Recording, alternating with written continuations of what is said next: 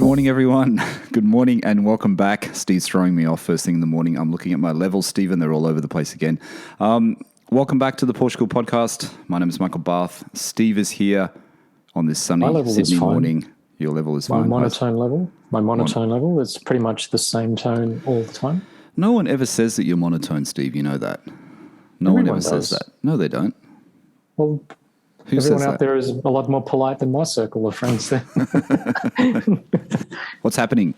Cooking. It's fucking hot in here. I'm sitting in this room and the sun streams through these full glazed door things, but because my wife and 2 kids are here, I have to close the door and I get no air conditioning, no nothing. So I am literally roasting.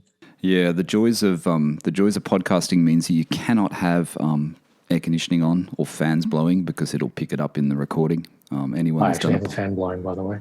Steve has a fan, but you've got a very expensive fan. If I put my fan down here, you'd hear it. You've probably got a Dyson or something, right?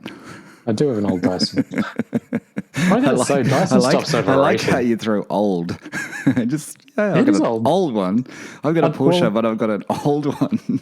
This Dyson, you know, like how he kind of rubber coated like all of his products, and it's just like the switches on your 997 and stuff. Oh, really? I've sort of come to believe that Dyson stuff is very overrated, including the vacuum cleaners. I like the vacuum cleaners. I'm a fan.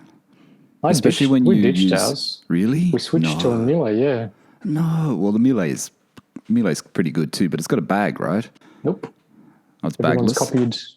Everyone's copied James Dyson stuff, so... We're going to talk about vacuum cleaners like we talked about QR codes, just to polarize the new listeners of the podcast. Soon we'll talk about Warhorse a little bit more. Warhorse, great play. Anyway, Steve, let's talk about a couple of things. First, I want to address an issue that I had last week with the podcast, Friday's episode. Podbean is the feed, the host of this podcast, the people I pay the money to every year to put the podcast up. There was some glitch on Podbean last week. You told me, Steve, about 4 days later or whatever. I don't know when it was. You told me. It's like on a Sunday, I think. And Monday? Yeah, and David told me as well from Owner Story, so thank you, David. Yeah, so when I put these podcasts up, I check the original file to make sure it's okay. I have a quick listen to it, but I edit everything, right? It takes me about 3 to 4 hours to do it, 3.5 hours. Uh-huh. For some reason, I kind of glanced on the time when it was uploaded. It doesn't really, when you upload a file, it doesn't, if it finishes, the whole file should be uploaded. For some reason with Podbean, I uploaded the file, it finished. I looked at the time and it said 10, I saw the 3 on the end and I thought it was 1 minute 13. It was 1 minute and 3. And somehow it just cut the last 10 minutes off the file. Oh, was it 10 minutes it was missing? Okay. Yep, 10 minutes. And that basically went out, that feeds it out. Podbean feeds it out to all the other people, Apple, Google, and everything. But it starts at Podbean. That's where we Was upload that the best 10 minutes of your podcasting career that got cut out? Well, it's kind of a bit odd because it was our recommendations and stuff. I think David said. I mean, I listened to it and it's like it was just annoying because I couldn't work out what was going on because I listened to the original file and I'm thinking, what's Steve talking about? It works. And then of course I go on and look at the time code and it's like I'm just lost 10 minutes. So I re-uploaded it. It's all okay now. So if anyone listened to that episode and thought it finished very abruptly, it did, but it's fixed now. I thought it was my phone that cut out. Damn, I was going to recycle my recommendation. Really? It's already there, I think. My recommendation from last week this week. No, you can't. You can't. People would have heard it. You become repetitive. You can't do that, Steve. It's too much competition, That's what people say to me now. It's too much competition out there. Right. Okay. Okay, let's talk about everything. Let's talk about your seatbelt. Common problem on the 997. You've had one seat done already a couple of years ago, and you had to get the other one done. Anyone that doesn't know the story, you got it fixed very quick, easy. Yep. Auto House looked after me. It was expensive. I won't say how much, but it wasn't like a few $100s. But it was between $5,000 and $1,000, which I don't know. To me, it's just one of those things where you kind of go, look, part of it is because I'm an old, grumpy old fuck, basically, and I can remember when things with Porsches were a lot cheaper. But when you kind of have to pay a bill for your car, but you feel like you don't get anything out of it, like it's a grudge purchase because you have to kind of spend, X amount of dollars, but it was just like sheer maintenance and there's nothing enjoyable about it at all. It's one of those. Yeah, and people say, how can you spend so much for a service? You can change your oil yourself and whatever, but you take your car in even for a minor service, all right? Even for the annual service, the oil change. I don't know why. Every time you leave there and you drive out, you drive out of Autohouse and you drive down that road back to, the city, your car feels better. You feel, okay, that was $700 well spent. It feels better. Yep. You know what I mean? And it does. And you're right. Great. You get these little tiny things fixed. It's like when I got my plastic under tray replaced because I thought I just should do it. And that wasn't a lot. It was $400 or whatever. But Expensive. But the thing is, you get no joy out of it. It's like I can't see it. I can't even get underneath my car to see it. I don't have a jack, So it's like, okay, I know it's there because I saw the new one when I went in there and they put it on, but I didn't see the, and it's like, okay. It's weird, isn't it? And sorry, I'm not slagging Autohouse. I think it's just this psychological thing where there are just those little bills not so little bills. There are these bills that you pay and you seemingly get absolutely diddly squat satisfaction, whatever out of it. And then finally, I think I joked to you and Mark, I was like, it makes me want to go out and buy headers for my car or something. You want to go and buy something fun. You want to buy something fun. Yeah, exactly. I guess that's what's the good part, though. That's like when you get everything done at once, even though the bill is big, at least there's some boring things mixed in with some good things that you actually feel the difference. Gotcha. So you kind of feel like, I spent $5,000 or whatever. I spent $10,000. It's like, I feel okay about it. You know what I mean? It hides the mundane sort of things. I don't know what's wrong with us. I really don't. I don't know why we think this way. Hey, it's human psychology. Human psychology. So seatbelt's done. All works now. Warning light's gone. Yep. Airbag light's not beeping at you. Yep. It's all good. But then I realized my car's due for a service. So cool. It's got to go back in again in about a month for its annual service, and I'm a little bit scared as to how that might go. But I thought you were going to say you're going to take it in on Friday, and I could get a lift back with you. But anyway, that's all right. Oh, yours going this Friday. You're getting your ignition barrel? Getting my what? You're getting your ignition... Yeah, ignition switch or whatever you call it, yeah. I had a couple of people who don't know the ignition on my car is on the Fritz, we think. Autohouse think, I think it is. And I had a couple of people reach out to me, and I'm sorry, I'm really hopeless with the names at the moment because I've got, for some reason, my Instagram has just gone crazy. I get so many messages all of a sudden, I don't know what's happened. And... someone else said to me, 2 other people have said to me they had, someone just yesterday actually, that they've had the same issue and they replaced their ignition. And that's what fixed it? Yeah, someone told me in Europe it was only €280 and I'm thinking, man, I wish it was only €280 to fix it. €280, I'm doing the quick conversion in my head and I'm thinking, that's a little bit more than €280. But anyway, it has to be done. So it's actually, the weirdest thing though, Steve, not that I've driven the car this much this week. Like I drove, we're recording this on Tuesday. Happy New Year's, Chinese New Year today. I drove it Chinese New Year. Honky Fat Choy, right? Is that how you say it? No. Honky. I'm glad you've got that as a recording. I'm going to play that back to you just over and over again. I knew that, speaking of that, I'll come back to that. I knew that was wrong. That's why I said it, because I know that you're... I know that your Mandarin and Cantonese is perfect, so I know that you would have picked up on that. I would say that you're more Chinese than I am, and I actually am Chinese. What? Are you Chinese? No, no one knows that. No one knows that. To look at. You just gave away the secret. All right. What was I saying? Driving. Where were we, Steve? I've lost. You hadn't driven much. You hadn't driven much this week. I hadn't driven much this week, but the times I have driven the car, of course, the ignition is not doing the problem that it's been doing, so it's kind of stopped. Right. Let's get on to a couple of things that I did on the weekend. One, I didn't go for a drive. I know you and Marco went out. I bailed because I thought the rain was going to come, and I was very lazy because we've been doing a bit of work and stuff, and I just didn't want to get up at 4 a.m. to check the weather. I know that's really awful of me. I feel bad about it now, so I apologize, Steve. But you guys went out. Right. You had a good drive? I don't care. Thanks. Great. No, it was fine. It was... so you didn't want me to go? You already had an extra person. That's why you didn't want me to go. You already had someone else. You're superfluous, mate. You know that. No, we... I asked, BMW driver as well. I asked my cousin with the F80 M3 if he wanted to kind of come for a blast, and he was up for it. You should meet him actually. I'm sure you'd like to ogle each other's kind of cars. Yeah, we just sort of did a really sort of quick one down around Dural, Wiseman's Ferry. It was good because I managed to rev my car out more because I'm still trying to test the whole slightly quieter acro exhaust and see how I feel about that. The answer is I still don't know. It is quieter, like it is a lot quieter. It sounds really good when you rev it. So I'm kind of getting more like to 5.5, 6 kind of grand more regularly to make it sort of sound good. Right. Marco had a little issue with his car.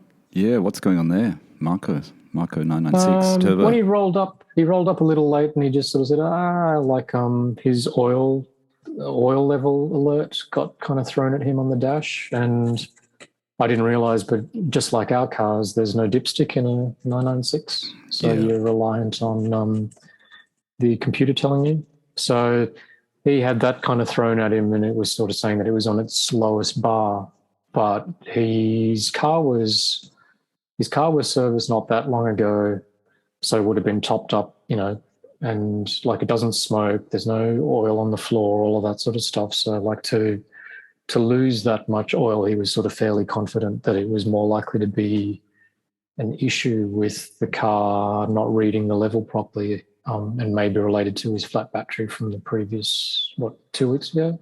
Yeah, look, that electric oil pressure level thing, it really annoys me. Oil level. Yeah. Oil pressure. He had good oil pressure too, so he kind of knew that it was more likely to be a digital error as opposed to a mechanical thing. I know, but that's not good though, right? How many times can you get a digital error? I've done that. I actually did it last night. I'll be honest with you. I did it last night when I was waiting for the takeaway. Forget to. It's bad, isn't it? I did it because I'd just driven to Chatswood, and I'd just driven, which is about half an hour. People will know, don't know where Chatswood is, but it's about half an hour from where I live or so. Where lots of Chinese people live.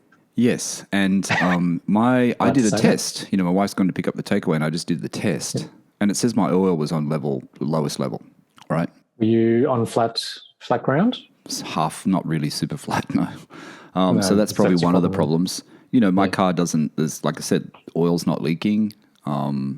I think they said there was weeping out of one of the things when I got the service done, but they thought that was just because the car had been sitting. Yep. But I did have a smoke issue the other day, and I wasn't going to get into this, but I did have a puff of white smoke come out of the car. White smoke. Normal? It's normal. So then I'm glad you said that, because I looked it up on Rainlist and everywhere else I could find, and people said it was pretty normal too. Yep. And literally I had started my car in my car park, moved it to another car park, and then stopped it straight away, and then got into my car and reversed it, and then there was a big puff of white smoke. And apparently other people have said the same thing happens, and it was on an angle where I was parking, and where I park, in the building, where I park it here. So it was on an angle, right? 2 parks up. Yep. And then I got the puff of white and I got the puff of white smoke, and apparently that's quite normal. So that's why when I went for the drive yesterday, I hadn't really been for a drive, believe it or not, this week. And then I saw the level down to, because some people said, if you check your oil, make sure there's no oil on the ground. There's no oil on the ground. But that level thing really annoys me, how you can't just check it any other way, because it has actually thrown up errors before. Yeah, it throws up errors, mate. How hard is it to engineer a little tube and a dipstick to kind of go into the reservoir, into an engine bay? Is that sort of like a thing to kind of keep people sort of servicing in dealerships or something? And it's not just Porsche, it's everybody, but I guess they made it like a selling point when it came out, though. When it came out in 2006, it must have been a really cool thing. You know what I mean? Like a selling point. Dipstick. But I hate the thing when you go there and you haven't driven it enough and it says it'll take 35 minutes to give you the reading. It's like, I've got to leave my ACC key turned for 35 minutes to get this reading. You know what I mean? That's why when I did it last night, it took an hour and 1 minute, 54 seconds. I had to wait. So that was okay. Because it depends on the heat of the engine, right? How much you've driven it. It has to be warmed up a little bit. You just have to warm your car up. That's the same with a dipstick. Like, your car should be warm when you check the oil level, and you need to be on level ground. I know, but sometimes it makes you wait a long time, like too long. If you just wanted a quick reading, you can't get a quick reading. Yeah, right. So anyway, that's what happened. So Marco's car's okay though? He's had it checked out, or he's just going to leave it? Marco's much handier than us, so I think he's just kind of going through the motions of trying to figure it out. But the one drawback to it is, in the absence of having a dipstick, how are you literally supposed to figure out how much oil you've got in your in your car? But I guess if it's not leaking. But is it the oil pressure gauge on mine went, the sender, and I got that changed just before I left last time. Is there what about the sensor for the oil level? Could that be gone? That's what it was. It could be gone. It could be that, like it could be the sender. I don't know. I'm not mechanical enough to kind of even pretend to start speculating about all that stuff. But the thing about like going for the drive on Sunday when he kind of had this thrown at him, like we just sort of, my cousin and I both sort of said, "Oh, do you want to top it up?" I carry a liter of oil in my frunk, and I sort of said, "Oh, do you need some oil?" And he said, "I'd rather not overfill it because I'm pretty certain that his oil should be right." Yeah. And that he wanted to just try to work out what the baseline of the actual kind of level in there was. His oil pressure was good, so it was reading, I think, between 4 and 5. Oh, that's good. Consistently, as he was kind of driving. So it didn't spoil the drive in terms of he decided to kind of drive at the back just in case. But we sort of went at a reasonable kind of clip there and back. It's good that it wasn't raining. Had a bit of fun. It's supposed to rain. I want to just get it out there because I think that everyone talks about spending my money. I think everyone should send Steve a message on Instagram and get Steve to spend his money because Steve really wants the seat inserts from Justin Plasek. Is that how you say his last name? You really want those seat inserts, and they're very, very cool. I think you should get them, Steve. We need to spend your money.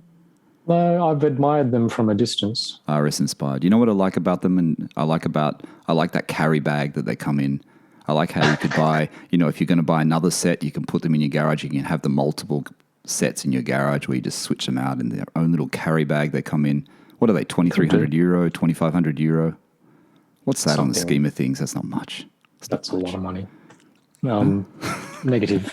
I've already got 4 sets of inserts, and I wasn't in any way kind of serious. I just wanted to know. I really liked the design. It was the first time I'd sort of seen any of the really good trimmers. Like there's a multitude of really great people, and John at Pro Stitch is one of them. Like locally, you can kind of go to Gary at FX in the UK, Gary's and he's great. Brilliant too. Yeah, Hi, Gary.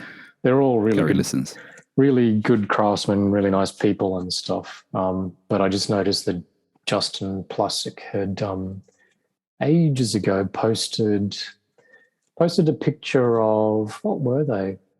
I think they were the recent lightweight buckets, but the 3 cushions he'd split up into that sort of tricolour theme, which was prevalent on a 964 RS, but he'd used 3 different shades of that sort of checker pattern. I don't know what the fabric is. It looks like it's probably wool. It looks wool. It looks wool. Yeah. Which I think is a sort of traditional kind of Porsche thing. So he'd mixed 2 sort of Porsche interior themes, and I just sort of thought that was a really sort of kind of nice design. It's very touch. nice. Very nice. Yeah. I sent you that link on Instagram, the story of the girl who's just bought the I think her name's Rhonda something. Rhonda in the US, who bought the Ruby Stone GT3. Oh yes. And she had to pick up. I watched, I follow her and I watch her videos, and she's so like passionate. And she got the unpacking video of those seat inserts for hers, and they're kind of RS inspired too, aren't they? A little bit. They're kind of like that. Yeah, leather, but they're leather. Like one, it was 2 shades of grey and a pink kind of cushion. Is that right? Yeah. That's exactly what the 964 was like, and 959s had those a lot as well. It looks very cool. I like the Ruby Stone. I mean, I couldn't get away with it, but I like the Ruby Stone. I think it looks really cool. I think it works in the GT3 actually, in the 992. What do you think, Steve? Not a fan. Not a fan? I like it. Yeah, I like it. It's a bit different. There's something about on a 992 that doesn't look as good to me. All right, let me get on to a couple of things. The one thing I haven't bought is the roof racks. But Paul from Sydney, Paul who I speak to, hello Paul, I know you're listening. Paul's got a 997.2 Carrera black. He got his already, and he sent me a pic through DM. Of the roof racks. Not that I buy them just for the look, but they do actually look good. I mean, he's got them on his black 997.2 and they look good. So they didn't take very long to come. What's he carrying around on them? I think he's going to get a surfboard, and he's going to get a roof box as well. Cool. But I think They said 2 to 4 weeks, Porsche Centre South Sydney, but that wasn't 2 to 4 weeks, by the way. They came much quicker than that. I think that must have been, maybe it was 10 days, but Paul had his and he put them on, so they look good. Right. I still want to get them. I'm just holding off because I haven't bought it. I'm doing this fix on Friday, which is, taking that money away from me. Yep. The other thing, Steve, is I got the lid liner, which I recommended last week. Some people might not have heard it when it cut off. The lid liner from the US. Go back to that episode and you'll hear that shout out, that recommendation, I should say. The lid liner, I like it. I like it. I was worried it was going to be too heavy, but it's not that heavy. I mean, it's simple, very, very easy to install, of course, because it just comes with the little plastic things that push into your hood. I did a video on it. I don't know why, but I did a video, this video on YouTube. So I did that. I was worried when I first put it on. I was double checking to make sure it would close. In my head, I'm thinking it's going to be too high and I'm going to push it down, but it's not because it's inside the rubber. So I just worry. Isn't it in the void? Yeah, I just worry about these things. But I think it looks good. I mean, you don't see your sticker on there anymore that I have on my car. The option sticker. My car. You don't have yours. Yours is missing. It's because you've got an early car. So the lid liner, I fitted it. I would recommend it. Some people have been thinking about it on the fence. Some people didn't know about it, but I think it's a good product. So I did that. There's a video on YouTube. If you go to Michael Barth YouTube, subscribe and watch that video. Help me. From your pics and everything, the thing I can't tell is what's the finish of the black plastic like? Matte. Is it like and does it have a little texture? Is it sort of like, the trim around the front, like there's all that plastic bits around there? Is it that? Does it match that, or is it kind of glossy, or is it? It's not glossy. I don't think it matches that exactly. It's not glossy, but it seems to blend in pretty well. So it's sort of like a satin plastic kind of thing. Come over and have a look. You should get one. Yeah. 15% off. Might have to aquadip it. 15% off. Aquadip it, satin carbon. Honestly, though, if you're in Australia, like I said, and you want to buy it direct from Lid Liner. Don't buy it from Suncoast. And Lid Liner actually use UPS, and it came in like 4 days or something, Steve, from when it was sent. So they use courier. So it's actually worthwhile. It's $100, $113 shipping, but there's a 15% off code, so it works well. Hey, we're not going to get through everything. I better start talking faster. I want to come back to the heavy knobs. Speed it up, man. I want to come back to the heavy knobs because I do remember you telling me about that, and I completely forgot. Yep. And I want to talk about my knob as well, but I just want to roll into just quickly. I just want to talk about owner stories. Yeah, you do. So this week, owner stories. You don't have it, Steve. I literally just finished it yesterday before I went out to dinner. Number 68 with Derek. Derek's from the US, New Hampshire, New England. Derek had a really good story. He's a real car guy. He's a motorcycle guy. I really enjoy my chat with Derek. He sort of switches between his cars and his bikes. He's a big BMW bike fan. His brother actually is a big BMW car fan. He's had, he started with transaxle, Steve. The very first car was a transaxle. Hang on. You've got to say, I'm not going to say too much. I'm not going to give it away, and then you're going to. I'm not going to give it away. I'm just. But he started with transaxles. I'm not going to give too much away. But he started with the transaxles. He's had like 11 Porsches, right? He's had over 40 cars. He's got about 5 or 6 bikes at the moment. A really good story, and like Steve just said, I'm not going to give too much away. I'm not. I'd like to give away the story about his first car, but I won't. But he started with a 924 turbo. Him and his brother bought this car. It was like a project car. That one didn't get on the road. I'll give that away. Then he went into another transaxle, which is a 944S, and then he's made his way up to his current cars. I won't give all the other ones away. And his current car is something that I really like, and I want to just talk about a little bit after this as well, is the 911T. And what's great about Derek's story, it kind of comes back to what Blair was talking about in a few episodes ago in Owner's Story, Steve, where he bought the white GT4 and then he didn't like it and then switched it for the blue. Yep.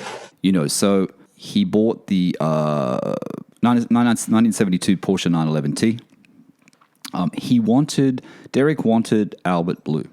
He wanted that Albert blue color. Yeah, cool. He did have a 356 before, and the 356 was in ruby red, but he wanted Albert blue in his 911T. Yep. He waited, he searched, he's contacting people nearly every day. It took him about 3 years to find it, but now he has one. And this one's been slightly, it's got a slightly bigger engine in it. It's got a 2.7 engine, but he has the original engine. It's a really good story.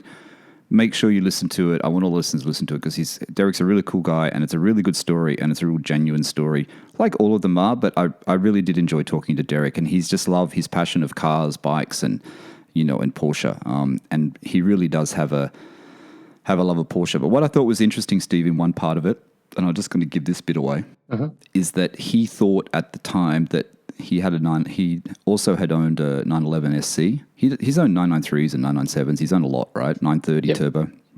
Yep. He thought the SC was the car. The SC was to him was like that's really what made him love Porsche, the SC. Same as James at Porsche Platz. Yeah. And then, but he says that the long hood he's just bought, the 911T, has surpassed the SC. Yeah, cool. And it's interesting because when I think about, cars, when I think about cars that I would like, I like the SC and I like the 911T. I still like the 912, but if I had a choice between a 912 and a 911T, I would go the 911T. I would, unfortunately. Yeah, for sure. It's just money-wise. So that's this week's PorscheCooled Owner Stories number 68 with Derek. Go and have a look at Derek's Instagram if you haven't seen it already. It's at 11 past 9 in German. Nick from the UK knows German. Hello, Nick. 9, Nein. So that's at 11 past 9. I'm just throwing Nick in there. I'm thinking of Hogan's Heroes again for some reason. 9. Steve, you got a recommendation? Oh, are we doing that? Yeah, okay. Yeah. Hang on. What was my recommendation? Have you got one? Oh, you want me to talk? Hang on, let me just go back then before you do the recommendation because I threw that on you too quickly. Let's just talk about the knobs, right? That's my recommendation. Okay, go. That's your recommendation? Yeah. Oh, the one I'm about to talk about? Yep, you go. Okay, so I won't talk about that. So you want to do the recommendation first and then we'll lead into the knob thing? Because I was going to talk about the knob. You go, yeah. I was going to... Okay. I'll just say this very, very quickly and Steve can lead into it because he's got one. A heavy knob, that is. So... I had completely forgotten about this. Steve just put it on our notes, and I just noticed it before we came in line. There's a company called Heavy Knobs. Someone sent me a message, and once again, I really apologize because I was searching through Instagram, through this maze of my Instagram, and I couldn't find the message. And someone said to me, if you like the original OEM knob, maybe you should just use this product, and gave me the link to Red List, and I went to it. I do remember now Steve has got it, and we'll get onto the knob thing because the knob thing is a bit controversial. My knob that I fitted, the Latheworks one. Latheworks is a great product, but it has been a little bit controversial when I put the post up on Instagram and everyone's comments. Kind of surprised me and kind of didn't, but we're going to talk about that. But Steve, you want to talk about the heavy knob thing because I don't know much about it. Yeah, just like you said, it came up. It was a new vendor on Renlist. So I'm GT3 forum tragic. I'm sort of always on there, and this dude sort of invented this. He's basically kind of molded. I don't know if they're lead, but it's like a heavy kind of metal thing. And basically, I can't remember how many pieces. It's maybe about 5 or 6 different bits. And you basically pull apart your original 997. I don't know if he does it for 964. This is 997 we're talking at the moment exclusively. You pull apart your gear knob and then you basically insert all these kind of little metal weights into it. Right. You do have to kind of put like a little bit of blue tack or double-sided tape to stop it from rattling inside the little plastic kind of bits and pieces. And then you close it all up. You put your little, cap on the top. And I wish I could remember exactly. It made me look at the forum post. I can't remember. I think it was maybe. No, I can't quote the actual additional weight. Sorry. I don't know if you've got the information there at all, but it basically adds weight. You know how, so we've been talking about all of these sort of aftermarket kind of gear knobs. And this guy kind of came about the idea of, well, if you want to add more feel by adding more weight to your shift knob by kind of adding these weights to it. Now, in my personal experience, even though it's my recommendation, because I was kind of scrambling for recommendations this week, it made not much difference to mine. But the caveat to that is because I've got the numeric shifter again, which is notchy as all hell. Any increase in weight, like even when I put my Latheworks gear knob on, which is sort of like solid stainless shift rod, and all of that type of thing, plus the copolymer kind of thing on top. That is considerably weightier than the standard shifter, but once you put it on, because the numeric is so notchy, you can't actually feel the extra weight in the actual kind of knob itself, so I can't tell. Yeah, that makes sense. Yeah, so to be perfectly honest, like getting the heavy knobs thing, which I added to my standard carbon shifter, was, well, I'll say it is probably like a complete waste of money if you've got a numeric. I read some posts on it when other people with a numeric shifter sort of said that they felt like it was an improvement, but I would probably disagree with that. I reckon you can't feel the difference. But if it was you, go back to you. So like if you kind of go, hey, you really prefer your standard kind of shifter, but you like the extra weight, I could pull mine out and you could try it if you want.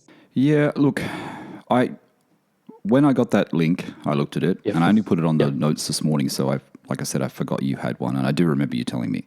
And then I read through the thread, just quickly skimmed through it. And, the thing was, if you have a numeric or you have that sort of shift, you won't notice it. I don't know if anyone had a short shifter.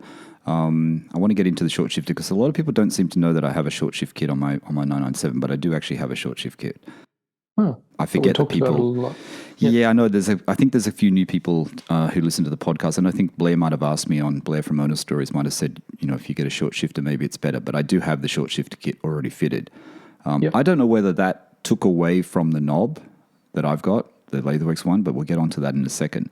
But the weighted one was kind of appealing until I saw the thing about it rattling. Like that, if it's going to rattle, that would drive me crazy because it's just bits of lead inside. It doesn't rattle?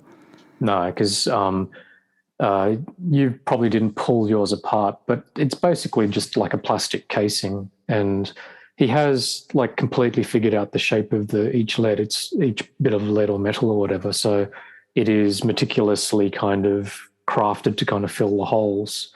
But all you really have to do is stick a little bit of double-sided tape or some blue tack and it won't rattle around at all. Like that's a non-issue.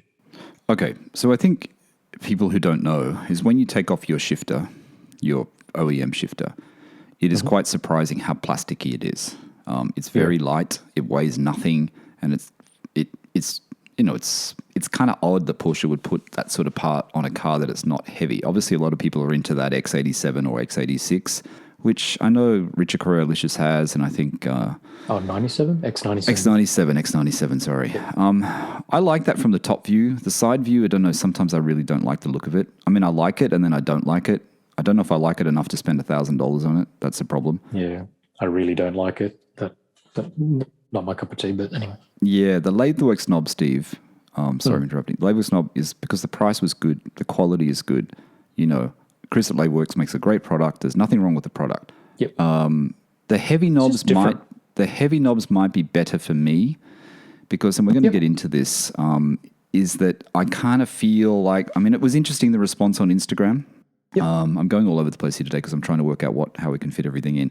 But I put a post up on Instagram. You would have seen it. A lot of people commented. And I think I put it on P997.1 for my car and I put it on PorscheCooled. Yep. And a lot of people commented. And it was quite surprising, and I think you might have found it surprising too, is that how many people thought that I should just go back to the original shifter. Yeah, the majority of people seem to kind of think that the original is better. I don't necessarily find it that surprising, I guess. It's just a subjective thing. And I know you're going to talk about it a bit more, but I just kind of go, it's such an easy swap, which is why I've got five gear knobs. It's like, it's just dependent on you. Like, like if we were talking seat inserts that couldn't be swapped and you literally have to kind of stitch it in and it was a permanent sort of fixture in the car, then I would understand all of that. But when it's something that is like a 5-minute swap, I just kind of go, do whatever you like. Yeah, and I think we want to talk about that. So just briefly on the knob before we get into the main sort of topic we want to talk about today. And it kind of follows on from the knob, really. It follows on from adding mods and not bastardizing, but changing a 997, changing a 996. We're going to talk about 997, 996 because that's what Steve and I own. And, Marco has a 996 and a lot of people listen have 996s. So we're going to base it on 997, 996s. And because the fact that 997s and 996s, Steve, as we all know, are appreciating very quickly. And the way you look at the car to when you could get one in Australia for 30 grand to way you look at it now where you get one for 80, 90 grand is probably changed a little bit the way people see what they want to do to it, right? I just want to talk about that originality, the originality thing of cars, you know what I mean? And also the state of the car that you get now that maybe was 30 grand, how it is today. But just on regards to the knob, and I know Chris at Latheworks commented on that post. I think he commented on the post. And like I said, it's a great knob. It was a really good comment. Yes, posted. It was. It was. I can't remember cool exactly guy, word to word, but it was a really good comment. And like I said, he said, "Take the knob off, I get the car." Yeah, that's right. It's a really good product, right? It's a great product. Yep. I'm just a bit funny, and Steve knows this. I get in this way where I get this idea in my head. It starts, and it's sort of seeding in my head, and it's this originality thing that started to seed in my head. And I've been talking to Steve about it, and it started with the exhaust tips, and now I've got this thing about the wheels. But that's what we're going to talk about. But back to the knob, is that last night I drove it for 30 minutes or so over to Tasha's parents' house. A bit longer, maybe 30 minutes. Yep. And it does feel better, okay? So someone said if it feels better, then maybe you should leave it on. It does feel better. It feels heavier. It feels like the shift is easier. It feels like it doesn't feel shorter. Like I said, I have the short shift kit, the Porsche SSK 997 kit. It doesn't necessarily feel shorter, but it feels heavier because it is. It should feel more positive, right? Like trying to find words for it. Because it feels more positive. It's never going to feel shorter because that's determined by the pivot point and all that sort of stuff. Correct. It should just feel more distinct. It does. It feels completely different to the OEM one. And everyone knowing my trials and tribulations with the OEM one, I couldn't get it off. The other day I went down to fit the lid liner. And I said to my wife, I'm just going to try and do the knob again. Yep. And I literally pulled the gator up, pulled the knob, undid the clockwise, anti-clockwise thing, took the gator down, and then started to lift the knob. And the knob, I could feel it moving with no force. Just lifting the thing up, Steve, and it just came off. I just don't understand. I'm just laughing to myself. Well, I was swearing actually in a funny way, but I was laughing to myself how easy it was. Mm-hmm. So that was fun. The thing I don't like about it is I find it slippery. It doesn't have enough grip. That's surprising, but anyway.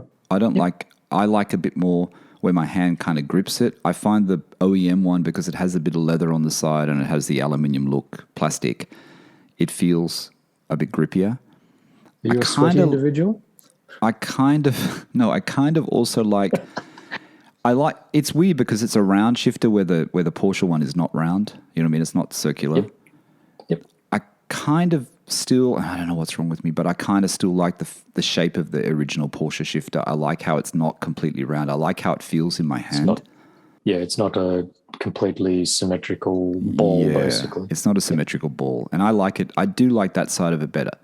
The other side, but obviously the weight side of it, is fine. The length of it is fine. Everything fits perfectly. It's really easy to fit. But for me, I'm not 100% sure. I left it on. I was going to take it off and just put my other one back. My wife said to leave it on. I think you told me to leave it on. And I'll just drive with it for a few more days. But I think I may change it. I think I pretty will change it back. So that gets me onto the heavy knobs thing. Yep. Maybe I should try those. But how do you order those, Steve? Mine. How do you order them, though? If someone wants online. There's a website, I think. There's a website now? I think I private messaged the dude because that was really early on when he'd first sort of started posting and sort of selling his wares.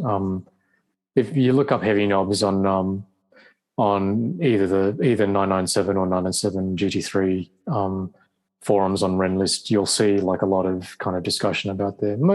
Most of it's positive. Like I said, I think it's a waste of time if you kind of put it on something with a numeric, but I have read otherwise. But if you don't have a numeric, it's probably a good thing, right?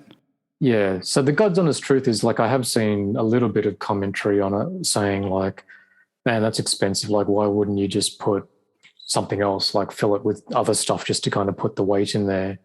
To the guy's defense. How much is it? I can't remember. It wasn't cheap, like for what you kind of get, like tiny little, bits of metal that you basically kind of jam in there. I can't remember, like some other people sort of suggested other ways of trying to add weight to your OEM kind of shifter. So it's not kind of crazy expensive, but then for what you kind of get, you do sort of go, oh, yeah, okay, I can sort of see the counter argument to it. You can try mine if you like. It's I can pull my thing apart and give it to you. Don't pull them out. Don't pull them out. It's $40 shipping to Europe. I saw in the thing, but I mean the shipping's probably going to kill us here because it's weight. But anyway, I can't see the price. I'm looking at the thread. Envelope. Really? Yeah. I'm looking at the thread now, and I can't see the price of them, so I don't know where it's listed, so it doesn't matter. But anyway, I think he just defended himself and sort of said that, like he did actually have to spend a bit of time trying to work out the, like the accurate shapes for each individual kind of weight to kind of fit in the cavities. There's engineering there. There's definitely engineering there. I'm sure the few engineers that are listening are probably thinking they could do it, but it is engineering, that's for sure.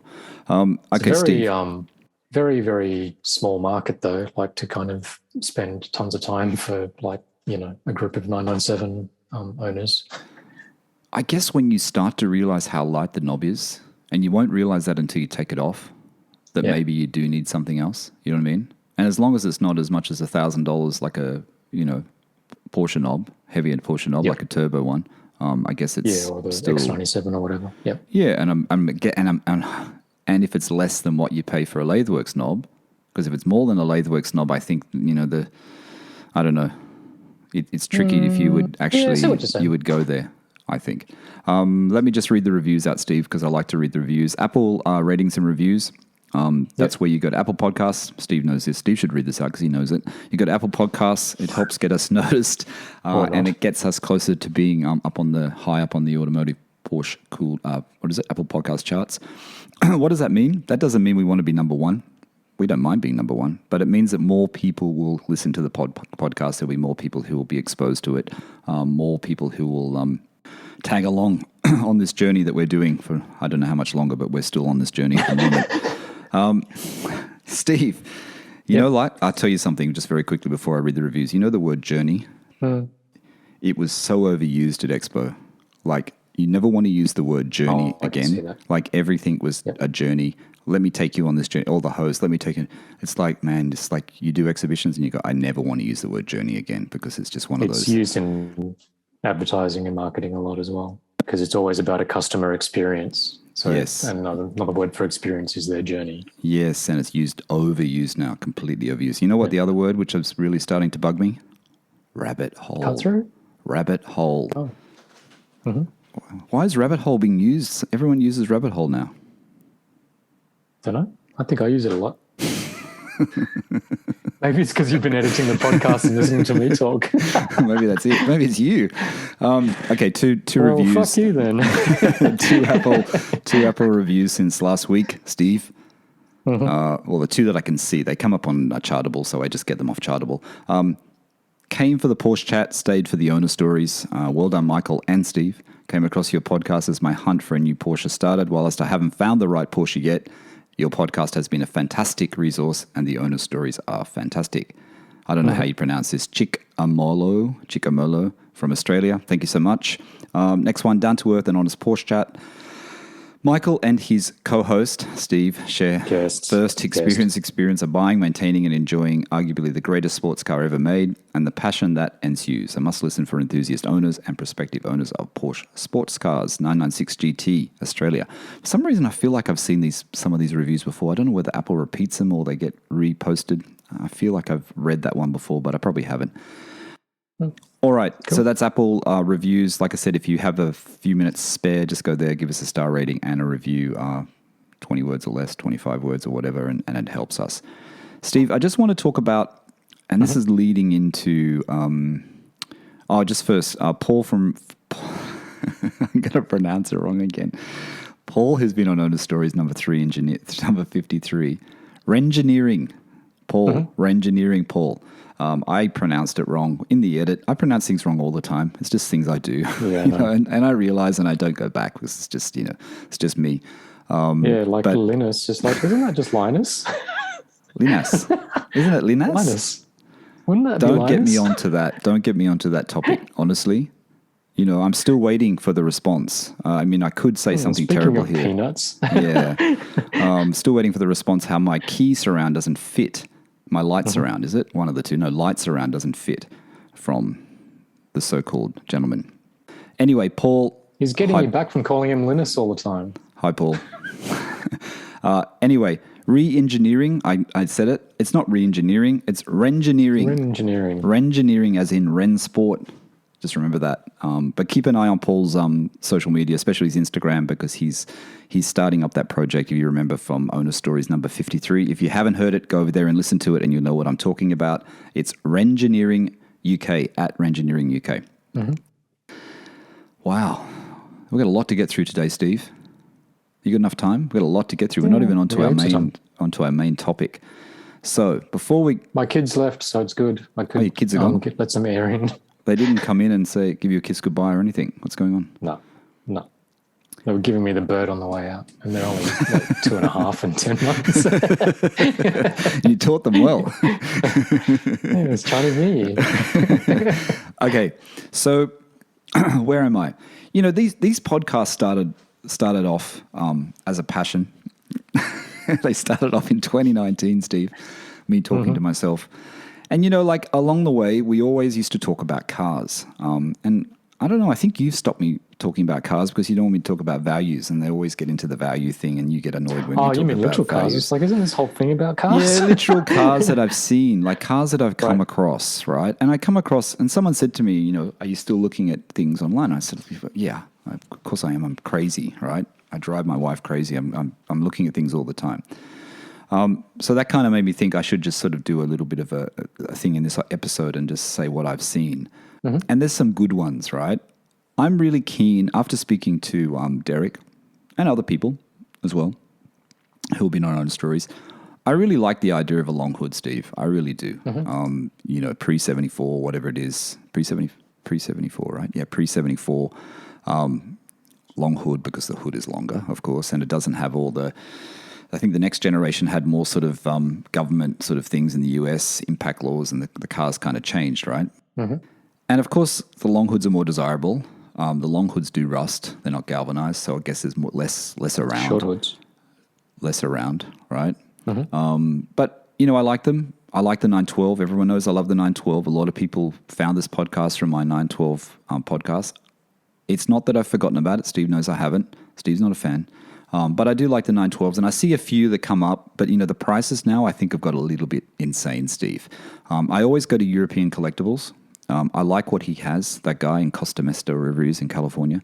I like what he has. He's got 3 cars at the moment, which I really like. And I know you had something on the chat with Marco, and you were talking about someone else who was bringing in a turbo. I'm not going to say who it is or what it is, right? But yes, and about the cost of the freight. There's a website in Australia called Taurus Logistics. And if you punch in the amount of the car there and the shipping's about $5 or $6,000, it'll give you the cost with the duty and the luxury car tax that unfortunately you have to pay on this car.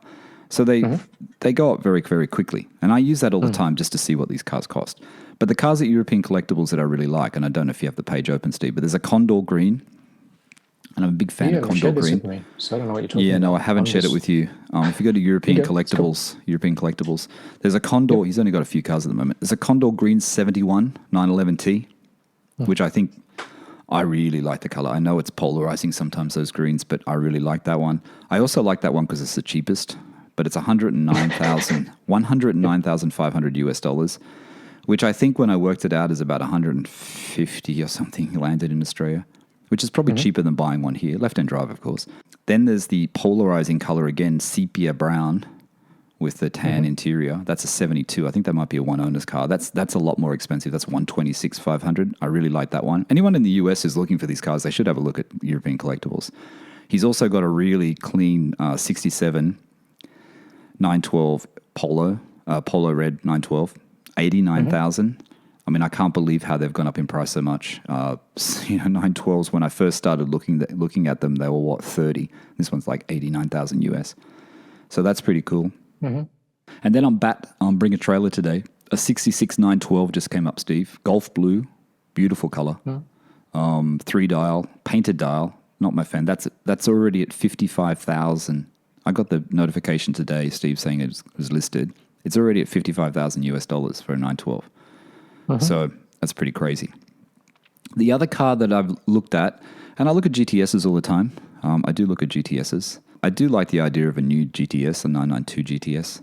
I think that would be a really good car to spec out new. I did like the one that I saw that someone was driving, Matt Farah, in his video, where it had the lightweight buckets and the lightweight pack, which you can get in the US. Apparently that pack is not on the configurator in Australia. It's only on the configurator for the Turbo S.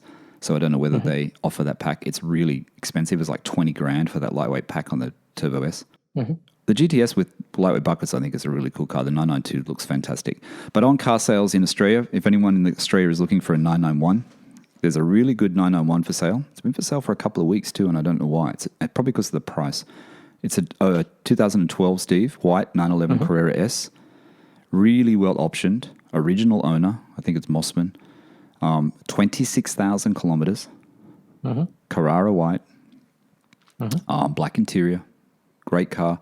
215,000. That's not too bad, is it? It's pretty good. Sorry, Leather dash. I'm sports responding more exhaust. to that because I don't follow sort of like the really older kind of cars.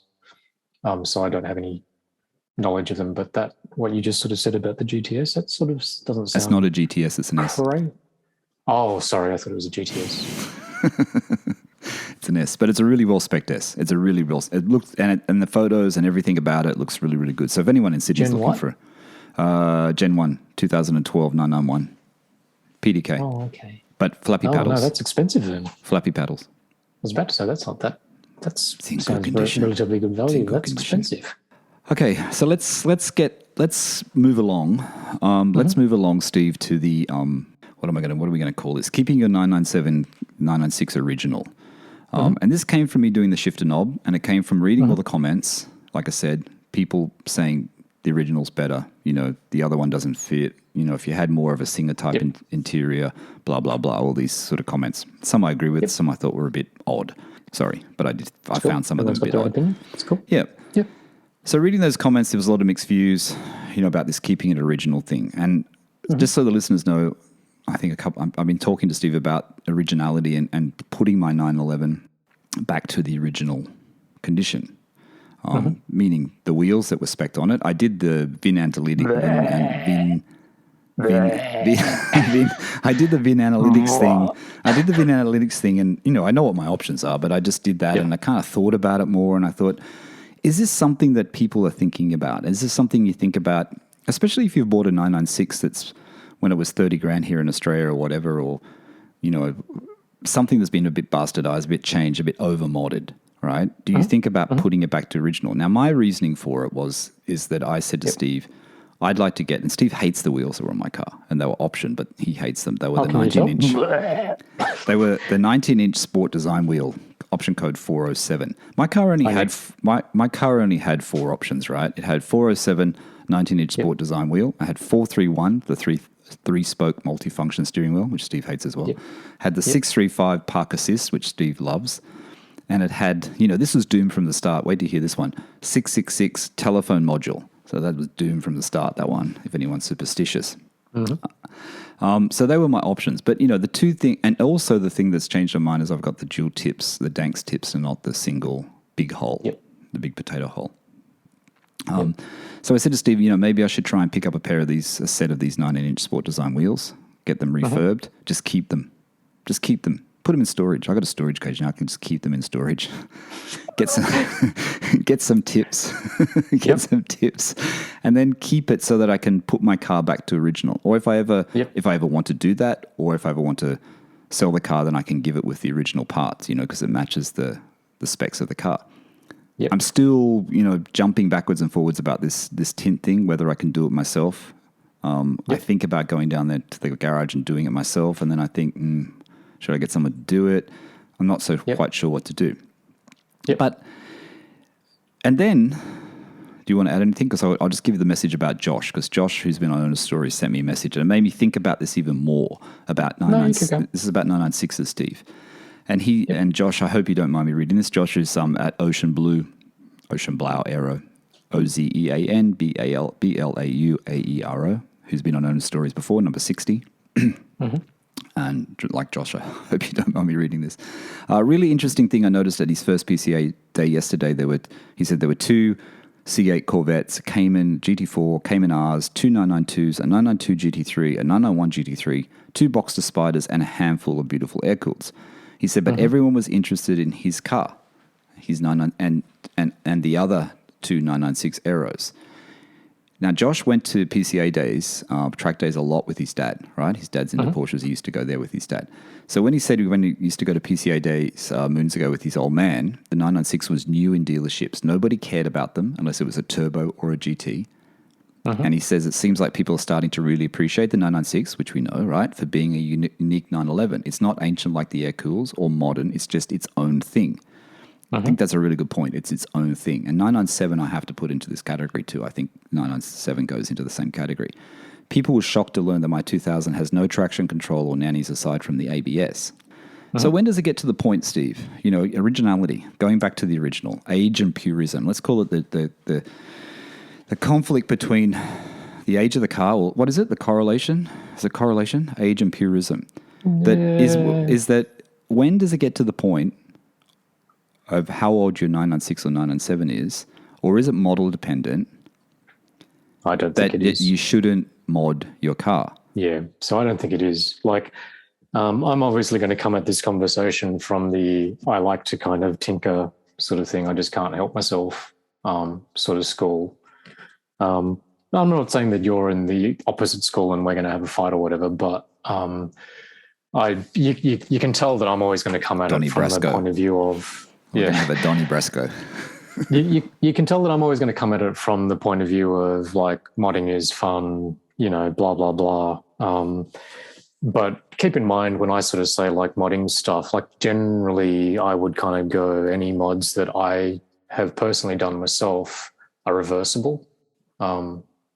So what I don't necessarily kind of agree with is modding with the worry that if you kind of mod your car that you're going to make it unsellable for the next guy. I'd kind of go, fuck the next guy, do what you want to your kind of car. And well, like within reason, like respraying it to a completely different color and stuff. I get, you know, everybody's got to be conscious of what the thing is kind of worth. But in your instance, take your instance as an example, like you kind of sort of contemplating, if you contemplated kind of going back to the original tailpipes for you because you like the original look, cool. If you're kind of contemplating collecting some of those bits to then sell to the next guy to sort of say to them, hey, look, I've got the original sort of tailpipes and wheels and all of that sort of stuff, I kind of think personally I wouldn't bother because I don't think you're going to fetch a better price for having stored those extra kind of little bits and pieces personally. Okay. I think it's because like I get that like, you know, they're all valuable kind of cars and all of that sort of stuff, but we're not talking about cars that are made in such low volume that I reckon that sort of thing matters as much.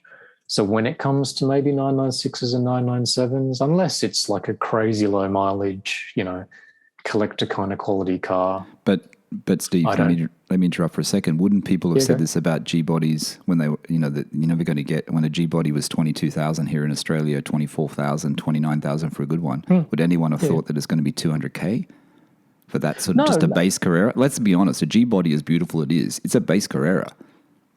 Yes, it is, but it's much lower numbers than a 996. Like you're never going to get a 996 to go the same way as a G-body. Okay, so we go back to the rarity thing. That's the numbers. Yeah, absolutely. Like 996s are sold in massive numbers compared to like every other thing out there. How many?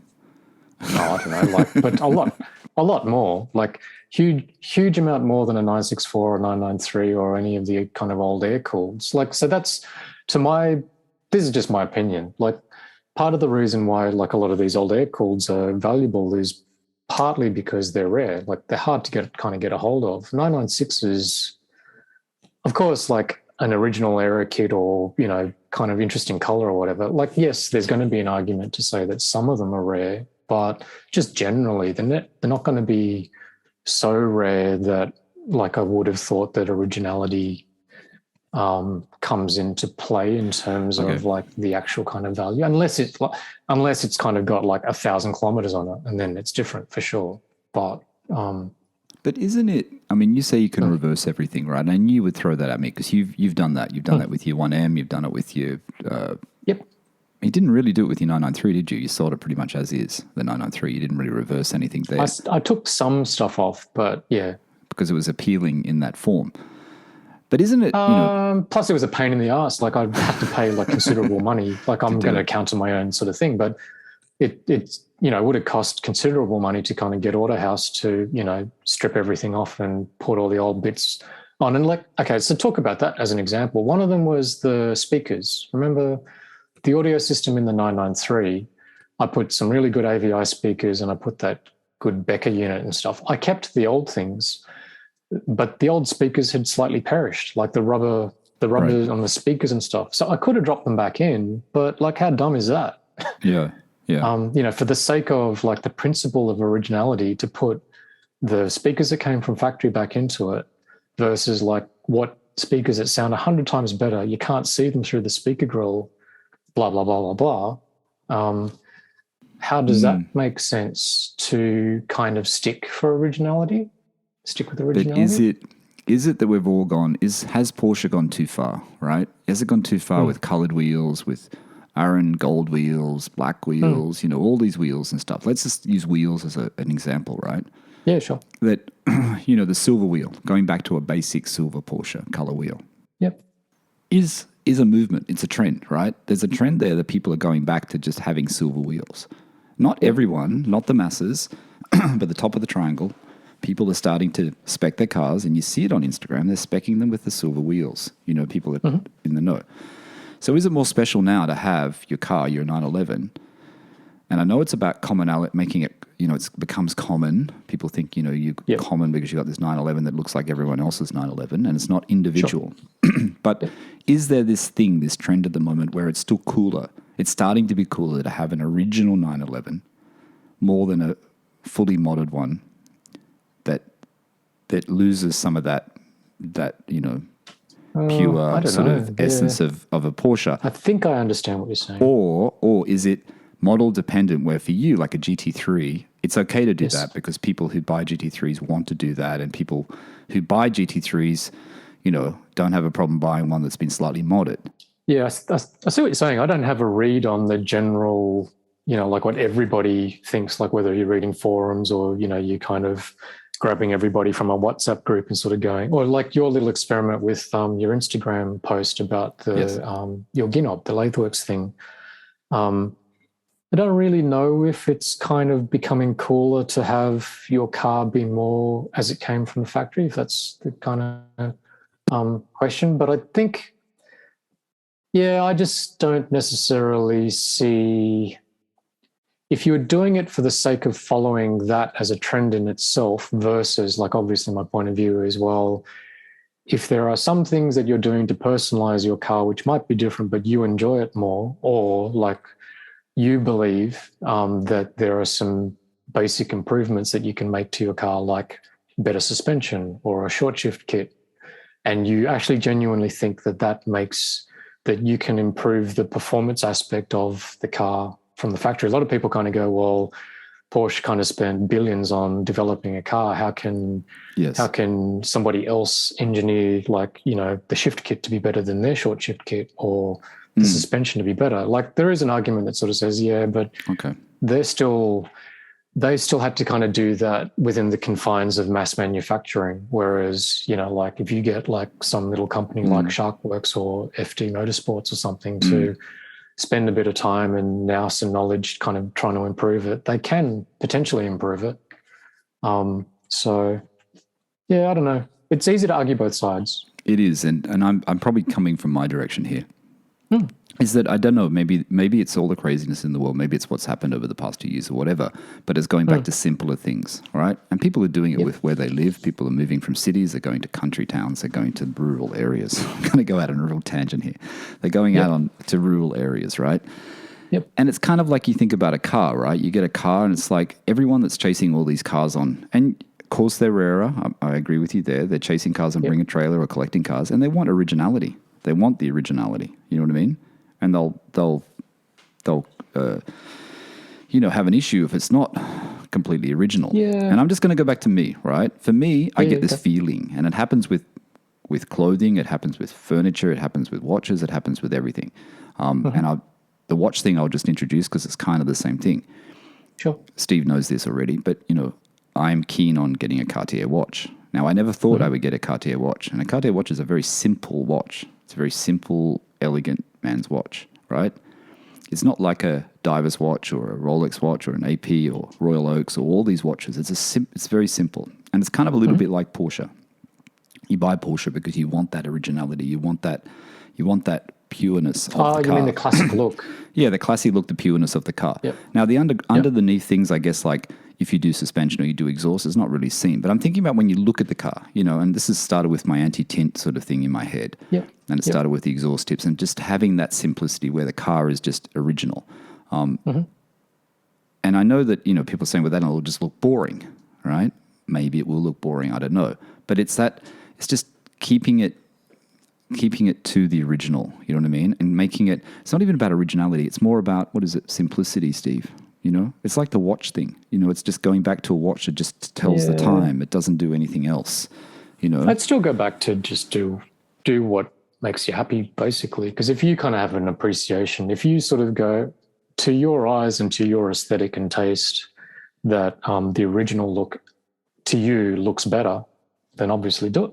But then if you kind of go, well, actually, I like, E88, BBS wheels, blah, blah, blah, then obviously do it kind of thing. Because it's funny, like the one thing and it came up in a conversation on the WhatsApp group the other day, where Stephen Tipples mentioned he test drove my old 993. Right.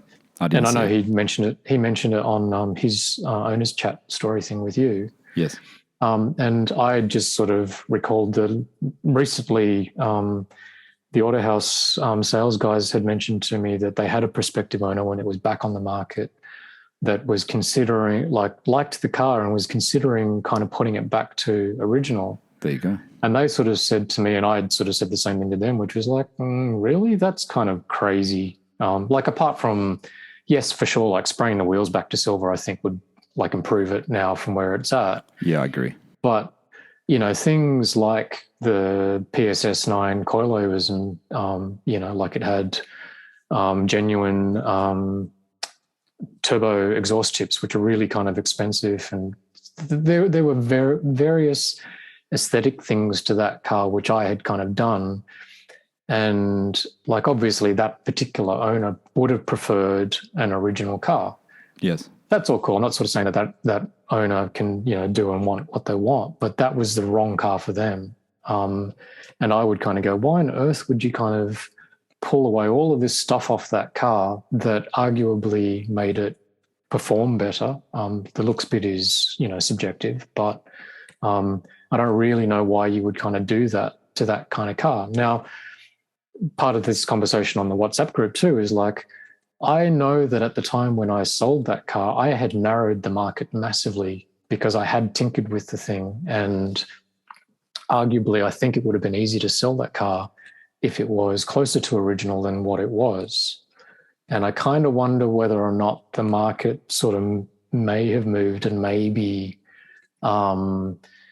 more kind of tinkered with cars maybe a little bit more acceptable on a 993 these days, or even like a 964 maybe, because I just find it a funny kind of little mindset where a lot of people kind of go, oh, I want an absolutely original car, but then they're going to go and mod it. They're going to go and put, E88s on it or Bilstein coilovers or whatever else.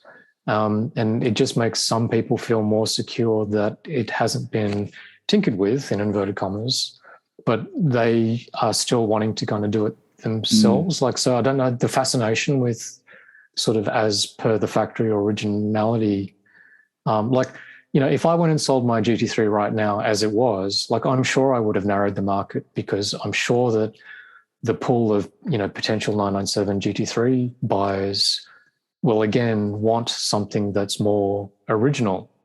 But you could still argue that some of the mods that I have done to my car could make it better, or that a new prospective owner, like my mate that just kind of bought his, or any sort of 997 GT3 owner might actually kind of want to do the same stuff to it. So what makes it, like I'm poor choice of words, but a worse car? It's just a funny kind of little mindset kind of going on there. Yeah. Do you know what I mean? Like, and there have been, with the GT3, people have bought GT3s that have been slightly modded, and it's been all okay. I don't know. It's hard because, people who are looking at, and I guess with a 993 or 964, I'll be honest with you, if I was looking for a 993 or 964 and I was going to pay that amount of money that they're asking for them now, I'd actually want a pretty much base car. Like if it had a, 3-stage Fister or 2-stage Fister or an exhaust on it, I wouldn't be bothered, or it had new shocks, I wouldn't worry me, but I'd want it still pretty original, I think. And I think it's the price that dictates that. I really do. I think a price dictates it. And I think this is why I come back to the 996 and 997. We have to talk about value, Steve, unfortunately. But you're right. There's a lot of numbers, right? There's a lot of cars produced. There's more cars produced than G-Series, long hoods, air-cooled in general.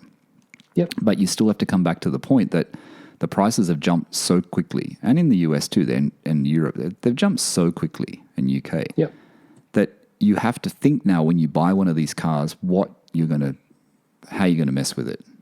You know what I mean? And I'm guessing there's people who are buying cars, especially in markets like the UK where they were really cheap, that have already got mods on them, like people put ducktails on them and, done silly things like that and resprayed them in silly colors, and I guess that, would you buy that car? Would you buy that car now if it was a 10,000 pound car and now it's a 30,000 pound car? I don't know if you would. I see what you're saying. You know what I mean? I don't know if you would. And I think that's the problem with changing things too much from the original. And, there's always mods to avoid, let's be honest, Yeah, some things are super polarizing, like a ducktail, like an aftermarket ducktail is obviously kind of like a bigger kind of thing. I guess I'm sort of talking more like things like wheels, exhausts, short shift kits, performance under the hood things you're talking about. Yeah. Because like when you just sort of said if you were in the market for a 993 or a 964, you would probably prefer it to be closer to original.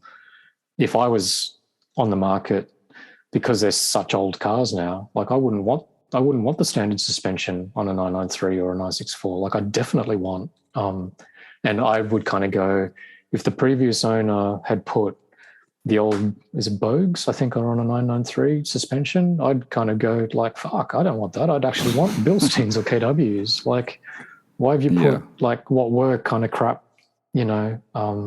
struts, suspension, little shock absorbers in the car when you had the opportunity to kind of put better quality ones in there? Yeah, and I guess it is about taste. It is about putting the right thing, isn't it? I mean, it's, and like we said, there's mods to avoid. Replica wheels. I read this somewhere. I don't know where I read it. Replica wheels. Yep. I added this one. Weird wheel colors, like people want to paint the wheels in red or white or blue or green. White's okay though. You're gonna. I worry about my wheel color. I worry about my wheel color because someone actually. I'm not going to mention who it was. Someone actually made a comment to me about my wheel color and questioned why I chose that color. And it was like I didn't realize until afterwards. I thought, you mean you're questioning me because you think it's really bad, or you're asking me because you think it's really good? And I never really worked out what they were actually asking me. I think they were saying it because they thought it was really bad. Yeah, I know you're not raising that or the Instagram thing about the Latheworks thing in that regard, but I just kind of go, it's your car, do whatever you want. Like it, for sure it's cool. Like in this day and age, you can't avoid, like if you're going to post something on Instagram, you're going to get like a billion opinions from every man and his dog, which they're entitled to. But I still just go, do whatever you want, do what makes you happy. Okay, but if you go to Auto Trader or you go to, sites in the US, whatever that's called, the site in the US, I can't think of it, car sales, and you see a 996, and it's got this aftermarket body kit on it. They painted the wheels green. It's a silver car. They painted the wheels green. It's got an aftermarket body kit. It's got a steering wheel that's been retrimmed in Alcantara, but the Alcantara is really terrible, and they've put some special logo in the center of the steering wheel, and they've got a PCM unit in there that's not factory and doesn't fit properly. You would look at it and go, you look at the next one, right? You wouldn't look at that car. Oh, of course. But you're talking especially about now with the like price really as well. Bad if it was mods, like pretend it's a well-modded car, more like that CSR thing out of RPM Technic in the UK. Yeah. So that's a supposedly well-modded 996. Now, I don't necessarily agree that that thing should be more valuable. Like, I don't think that that should command the same price as a GT3. Yeah. But I don't think that all of a sudden, I can understand why a lot of people seem to walk away from modded cars, but I also would kind of go, yeah, cool. Like, if you like the mods, particularly like the aesthetic ones, they have to be to your own taste.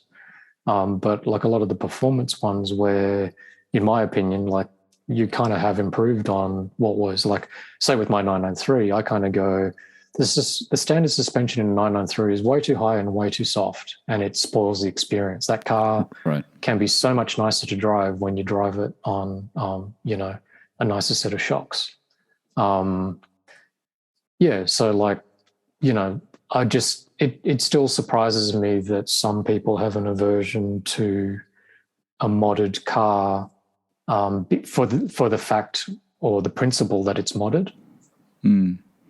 But when is that point, right? When is the tipping point? I don't know. When is that tipping point when the age of a car, when you shouldn't, age and purism, I don't know if that's what you call it. When is there a tipping point?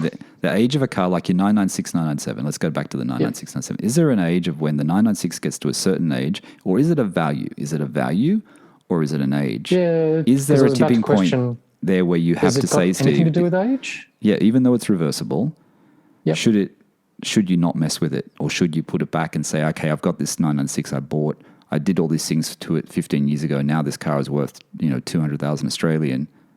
It should be like an air cooled now. It should go back to its original condition. Is there a point there where you think it? I mean, of course, inflation comes in and things aren't really worth what they're worth because of inflation, right? So it doesn't really make much difference. But your buying power hasn't increased. Age related? Like, maybe it's not age related. I don't know. Like, I think that like for you to hold that sort of for a 996, like I think you've got a long time to kind of go. I don't think we're close to that kind of period.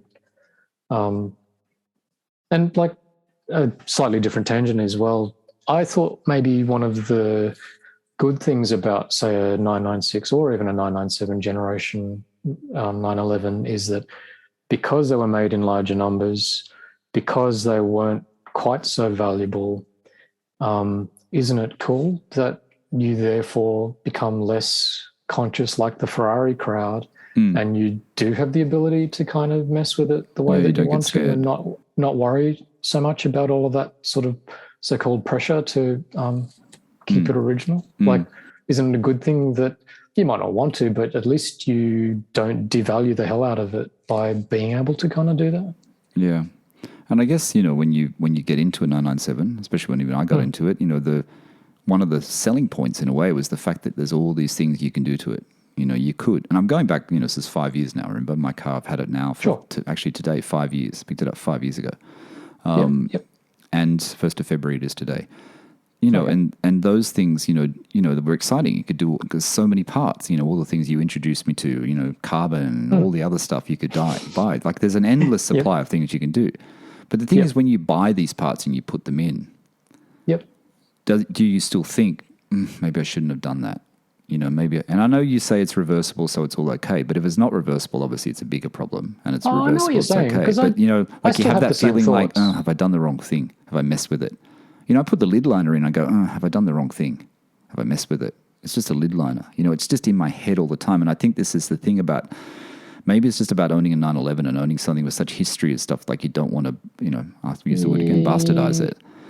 If you're talking specifically, say, like, just call it the lid liner for a second. I think personally then you're thinking about it too hard, because that really is reversible sort of thing. Like, you can't see it blow. And I know you're not being that sort of, you're not sort of saying that definitively kind of thing. But you don't think about it for very long. It's just a thought. You just get, every time you add something to your car, the thought gets in your head and you throw it away pretty quickly and you go, oh, it's nothing. And just pull it out. Oh, that's nothing. I know what you're saying. Like, I don't think it's that far a progression when you start kind of playing with a different, putting Weiss gold wheels on my GT3. Like, that kind of came with that exact color, but that color was obviously a factory color and it was on the RS version. So that's my way of justifying it. And I like the color, and it made it slightly different from silver. But do I kind of go, oh shit, like, have I done something really bad to that car, or have I devalued it or whatever else? Yeah. And I really do. I still just kind of go, oh, no, I don't like it. Take it off or respray them. A respray is like, $1,200. It's not the end of the world.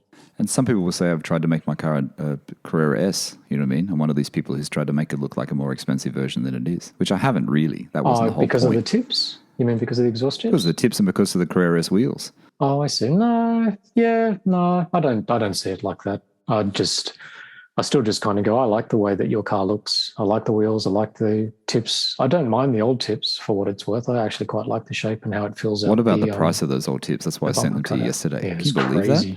Just so everyone knows, the tips that come on the standard 997 Carrera, the oval ones, what are they, £350 per tip? Per tip. That doesn't include VAT on Design 911, by the way. You have to add another 20% on top. So 20% on top. Yep. So that's 400 odd pounds, 800 Australian, 500 US or 550 US per tip. Crazy money. Which is crazy mental. And I'm not trying to sound like a smart ass, but I'm sure that on Gumtree, I feel the same as the X97 conversation, the X97 gear knob thing. Where I'm sure, like in Australia here, like over the past few years, because I'm constantly trawling eBay, Gumtree, Facebook Marketplace, everywhere, just like for fun. I'm looking at all the kind of used parts. All of that stuff, kind of like those tailpipes and that X97 gear knob came up a couple of times really cheap here. I saw the one you posted of the knob. That was really cheap, that one you found. Yeah, it was super cheap. And I bought a carbon kind of gear knob. I got two factory gear knobs. I bought a carbon one that was the same, identical to the one that came with the car. I paid like $130 for it. Yeah. And look, showing my age, because this is obviously within the last 8 years, but those tailpipes, the original tailpipes on your car, like if you wait long enough, it'll come up on Gumtree cheap. Maybe not as cheap as what I remember. And the X97 might be a little bit rarer, but I do remember that coming up ages ago, because I looked at it and sort of thought, should I get that? Because it was only like a couple of $100, but I didn't like the look of it, so I didn't. Yeah. So how are we going to end that, Steve? Where do we end? I don't know. Originality. Keeping your 996, 997 original. I can see why people... Not important. Yeah, no. It's not that it's not important. I can see why people think about it, but I would still go, well, look, it's your car. Do what you want. And if it does worry you, just do things that are reversible. Like if you're kind of thinking about it from a value point of view. But if you like the idea and the look of original, your car, do it. Absolutely. All right. Recommendation. I didn't give my recommendation from before. Go. I'm going to give a recommendation. And I saw this on a video. I saw it on Harry's Garage, actually. And then I had a bit of a search for it, and it looks like it's a reasonable book. It's a Porsche book. I had it bookmarked ages ago, and I never bought it. And I think it's out of print because I want the original cover. It's called Porsche 911 story. Have you got that one, Steve? Paul Freire, yeah. Paul Freire is an engineer, a rider, and a former top racing car driver. Steve's going to pull it out of his bookcase, of course. He's got it. I've never read it. Virtually every Porsche 911 variant. Apparently, it's a really good book. I've been searching this. It's to get the original cover. Have you got the original cover with the white martini one on the front? I don't know. I used to kind of buy all these books, but I never read any of them, like the Hans Metzger story, like whatever. Oh, that's supposed to be good too. A genius. And anyway, this one is Porsche. While Steve's looking, he's going to show me the cover. Porsche 911 story. I can't find it. Paul Freire, is it? Yeah. And it's all about Porsches. I think it's been updated. You want the cover with the white, with the martini livery, I think turbo on the front. I'm going to buy one. I like the older books. I think it's been updated though. I saw it on A Books or something, and it said it has been updated, but it's still got that cover. Some of them don't have that cover. Right. But remember when I bought a Ferrari book? I think I said about it ages ago. I bought a Ferrari book in London, and it's a really good. I know it's Ferrari, but it's a V8 Ferraris, and it's a great book, and it was a used book, and it was so expensive on some sellers, like ridiculous amount of money. And I found it on eBay, I think, or through a bookshop in the UK that sold just automobile books. It's a great book, and I bought that, and I was looking at it again the other day, and some of these old motoring books are they're a bit nicer, Steve. It's like some of the books today have lost it. They're all more about pretty pictures and not so much about the content. And some of these ones with like content are just story? the story is actually kind of nicer.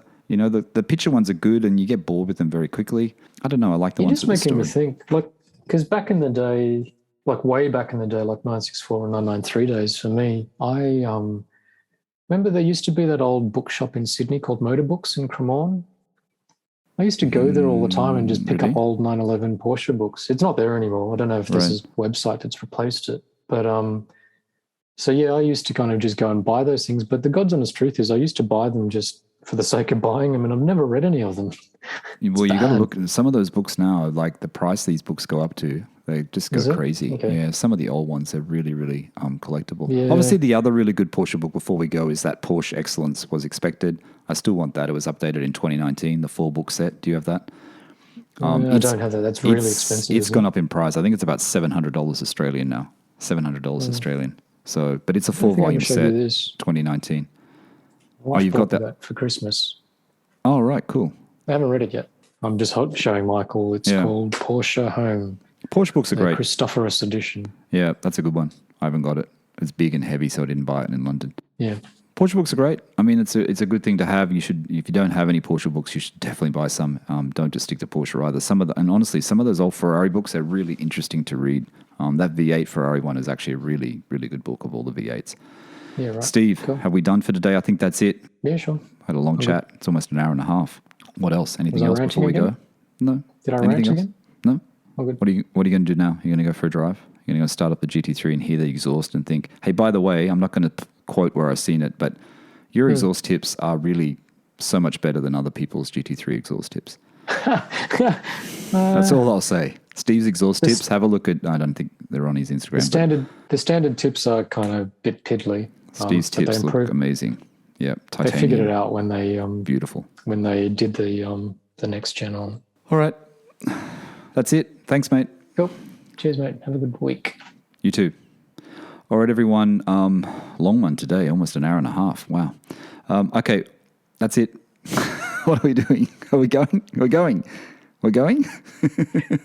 This is where you read the Steve's looking at me. wrap up. I don't know. I just already said goodbye. Steve's looking at me. I don't know if he's... That's it? We're Want to finished? say goodbye again? I thought you were about to say something. Well, there's a point where I say goodbye and then I shut up, right? All right, everyone. Thanks for listening to the PorscheCooled Podcast. That's Steve coming in from Sydney. My name is Michael Barth. That's it for today. Bye for now.